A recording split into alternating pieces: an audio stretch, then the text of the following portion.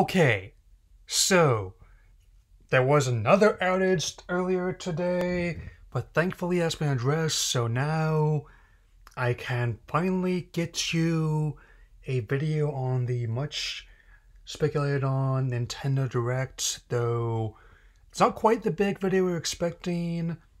I mean, especially after the Xenoblade Direct we just had, which I'm not into, by the way. I'm still going to be addressing this partner direct because there's still a lot of interesting stuff in there for when we do this, so let's begin. Okay, so leading off with an update on Monster Hunter Rise Sunbreak, which is going to be like a major expansion to Monster Hunter Rise, and they're going to have content consisting of new missions and monsters to engage through the year 2023. As someone who played quite a bit of Rise when I was given a trial of it, and even the demo itself has a lot of content in it, especially. I'm definitely glad that Capcom realized how much people wanted this as opposed to Stories 2. And I suppose that we're not going to get a ported world anytime soon beyond a cloud version or a full-on new SKU comes out, but let's keep going. So yeah. Okay, so next up, Nier Automata, the end of Yorha edition, October 6th. I am not really into Nier, as I mentioned before, which is kind of odd because I like the main Drakengard installments well enough, but I could never really get into what they were offering here. And also I know a lot of people were expecting Bayonetta 3 update, but given how it's technically a first-party IP now, and this is mainly dealing with third-party content, and that was probably not going to happen, at least not right now. So might as well keep going. Okay, this was one of several titles, the first of a few that's going to be coming out in 2023, which is called, no joke, Lorelei and the Laser Eyes. I legitimately do not know what to think of that one, given how it's another title from Annapurna's division, which their video games seem to be every bit as unconventional as their movies tend to be. So one strange bit of overlap between how much closer the mediums getting intertwined in this generation. But at least keep an eye on it. Since Neon on White turned out to be actually pretty entertaining, which has mixtures of, no joke, card battler RPG, third-person shooter, and of all genres, dating simulator. I am not making that up. So next title is coming out in 2023, Super Bomberman R2, where it's a sequel to the first Super Bomberman R, which ended up being quite the entertaining game and returned to form for the series after the disaster that was Act Zero, where they attempted to take the normally cute, somewhat chibi Bomber and turn him into some grizzled Master Chief wannabe, which went about as well as one would expect. You know you're in trouble when your game gets compared unfavorably to Sonic 06, and it's like, ooh, that's harsh. It was warranted in many respects, but still harsh. But given how the first game was pretty entertaining, it should be pretty good when it comes out next year, this sequel, so let's keep going. Next up is something that people thought had been indefinitely postponed, if not outright canceled, because of the current situation. The Mega Man Battle Collection Volumes 1 and 2 are finally coming out next year, missing the 20th anniversary of that spin-off series by that much. And I gotta say, I've got mixed feelings. I understand why they're putting these out, because other people are definitely fans of the spin-off series, but I apologize in advance that I'm not among them. I mean, I tend to play more of the classic and X series, as well as like especially the Zero series, where I mean the only ones that were I really were into that were RPGs were the Legends ones, and I would have honestly traded every single one of these in Star Force for getting in Legends 3. I mean, and on that note. Oh, these games definitely came out in the early to mid 2000s, and let's be honest, you can really tell.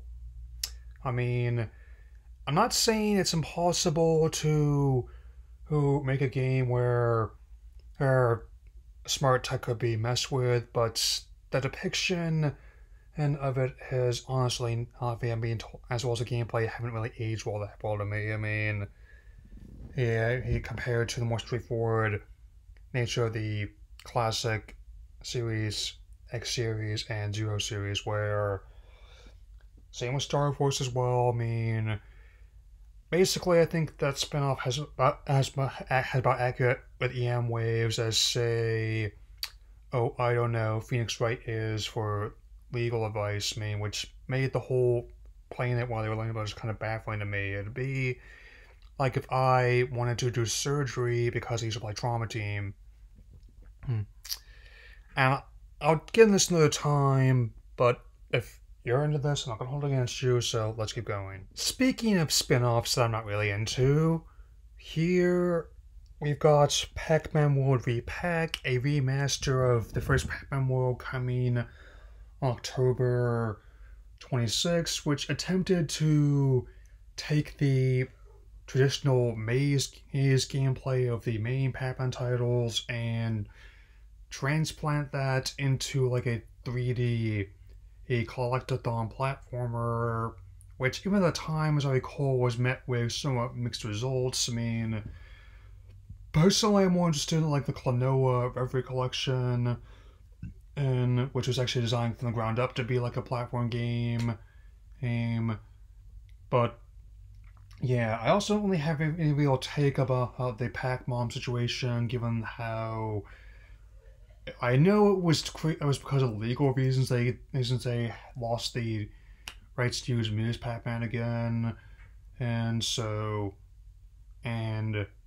I definitely will wait to see how this turns out. I mean, I never really had the same enthusiasm for the Pac-Man World titles as I did for like most of the 3D Mario or Sonic games, let alone something like Crash or Spyro, but that's a matter for another time.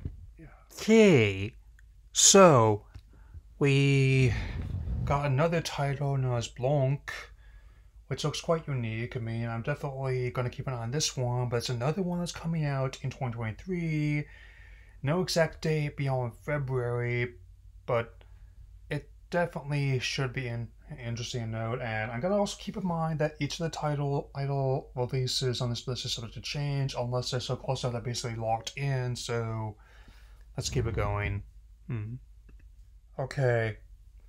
Next up, we don't have a release date for this one yet beyond 2022, but it is coming to Switch. Return to Monkey Island. I gotta say, even as a big Monkey Island fan, I am not loving the redesigned visuals, but the humor is likely still there. I mean, the previous installments on PC, as well as the Tales of Monkey Island Telltale series that I enjoy playing and were quite interesting, and hopefully the gameplay will be good, so I guess I'll see how it goes. Yeah. Okay. Mario and Rabbids had Sparks of Hope, which actually leaked ahead of the Direct once again. I mean, I'm not sure how this keeps happening, but never mind. This sequel to the surprise hit Mario and Rabbids Kingdom Battle. More surprising that rather than like a platform or a party game, like you'd expect to see in the Rabbids, they decided to make a strategy title in the vein of XCOM, which somehow actually worked. I mean, I'm still wondering if this is going to mean there's a market for like putting like the minions into for Fire Emblem Warriors or Hyrule Warriors, but let's not get too ahead of ourselves. So I don't know what to think about like the Rabbid Rosalina, given how that's my favorite princess, and it looks kind of like when Bugs Bunny was trying to play a practical joke at Murphy by dressing as a lady. I mean, but still, the actual Bowser's going to be joining in the battle, as will other Mario characters, presumably, on October 20th. I'm probably not going to be watching the expanded conference, given the current state of Ubisoft right now. And also, I'm working on finishing my look at the Obi-Wan finale. But I will say, this as before it comes out. Will it just be like lightning in a bottle for the first time around? Or let's strike in the same place twice? Guess we'll find out soon enough. Okay, so the first lightning round is going to be a couple in this direct reaction, so here we go. Little Noah, Scion of Paradise, a roguelike sailor game, which is actually out today, as one of several titles that's on that. Railgrade, a rail management sim coming in the fall. And RPG Time Legend of Wright, which, as a fan of user-generated content and the style of creativity in RPGs, it's creatively kawaii, which is coming out on August the 18th, so let's keep going. Okay, so Sonic Frontiers is still coming to Switch. I'll admit, I'm still concerned with performance and the promotion, but I will at least admit the game's looking better the more I see it. Yet, as are some, I definitely think like the Cyberspace bonus challenges and Starfall Islands look cool. Though I'm actually kind of surprised it took this long to actually find out what the setting actually called, given how so many details still being kept hush-hush, and also a lot of the statements being made having to be constantly walked back and or clarified, and the release is currently penciled in for holiday 2022? And despite Iizuka saying that they don't intend to delay the game at this stage, he did also admit, as one of the aforementioned walking back / clarifying statements, that if something happened to the dev team, that's when they're going to delay the project. So they already had to basically scrap their previous run, start over. So I guess we'll see. Hopefully there'll be more Sonic generations than Sonic 06, or even Rise of Lick for that matter. So yeah. Okay, so next, Disney Dreamlight Valley might be fun. Feel free to insert a Didney Worl joke here. It's coming out in early access on September the 6th. I'm going to be waiting until it leaves that to give it a try. I mean, as you know, I am not one for early access. I mean, unless I specifically get at a personal invite to do so. And that usually means that there's still some actual bugs to work out, figuratively and literally, before the full release, so I guess we'll see what happens. Okay, so Live Alive. So working on getting it right. I mean, I've been often mixing up as Live Alive. I mean, an HD2D remake of the previously Japan-only RPG.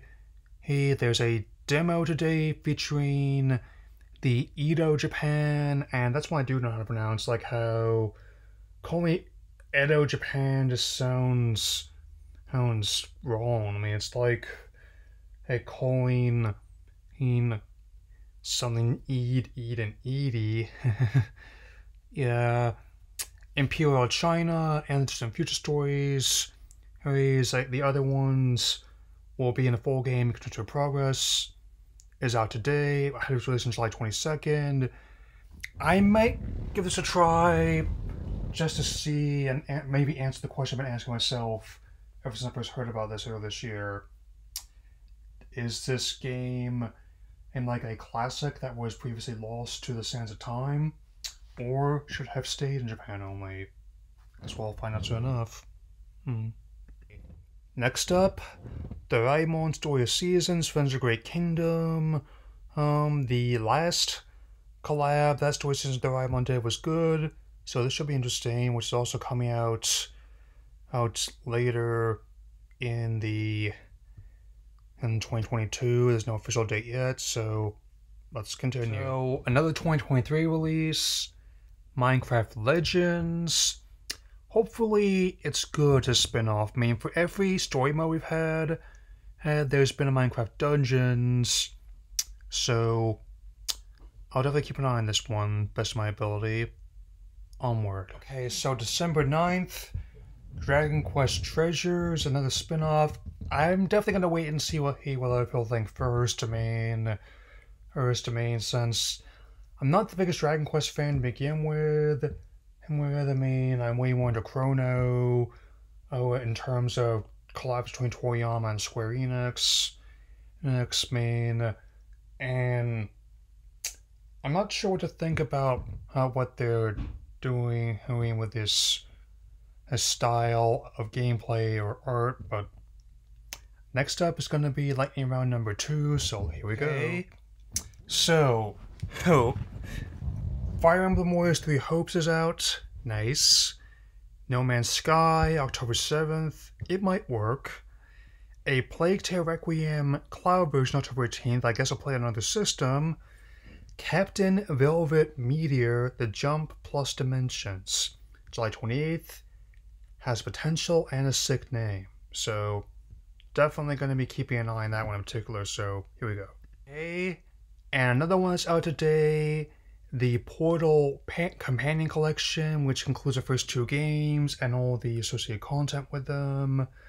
And it's pretty well suited since there used to be an issue with the gap between PC, smart device, and consoles, but now, given how all 3 use the same components, and it's definitely much more workable, and with this, I can definitely say that the chance of me getting a Steam Deck has now officially vanished. I mean, I might be willing to try the Odin or the device that NVIDIA is working on, but yeah, I mean, unless you actually have games that I cannot for sure get on any other console, or even my computer, I'm not interested, so, but I am willing to try this game, however, on the console, so, yeah. Harvestella, which is coming out November 4th. I mean, given how it's an RPG that has elements of farming in it, I don't know what to think about this one, to be honest. So, as a penultimate title, before I close up on what's honestly my favorite announcement, I'll add this to the wait and see pile. So, yeah.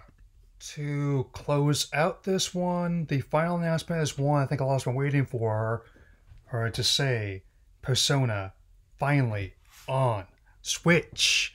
Yes, folks, on top of Persona 5 The Royal coming out October 21st, we'll also be getting Persona 3 Portable and Persona 4 The Golden on the system in the near future, which comes right off the heels of the all 3 games coming to Steam and Game Pass, and also 3 and 4 coming to PlayStation. So that'll be all. Take care, everyone.